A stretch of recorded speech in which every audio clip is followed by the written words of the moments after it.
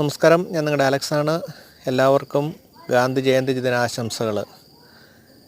കർഷകരുടെ നെറ്റിയിലെ വിയർപ്പിൻ്റെ ഫലമാണ് നമ്മൾ ഓരോ നേരവും കഴിക്കുന്ന ഭക്ഷണമെന്ന് പറയുന്നത്.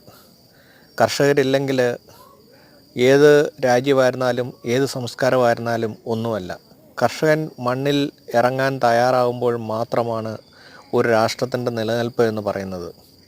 കർഷകർ അവഗണിക്കപ്പെടേണ്ട ഒരു ഭാഗമല്ല. തൂമ്പ എടുത്ത് കിളയ്ക്കുന്നത് ഒരു അഭിമാനക്കുറവായിട്ട് കാണേണ്ടതുമില്ല. കൃഷിയെയും കൃഷിക്കാരെ സ്നേഹിക്കുന്ന ഒരുപാട് ആൾക്കാർ നമ്മുടെ രാജ്യത്തും നമ്മുടെ നാട്ടിലും നമ്മുടെ പരിസരങ്ങളിലും ഒക്കെ ഉണ്ട്. നമ്മൾക്കെപ്പോഴും മണ്ണിനെ സ്നേഹിക്കാൻ സാധിക്കണം. ഒരിക്കലും കൃഷി എന്ന് പറയുന്നത് നമ്മളെ ചതിക്കുകയില്ല.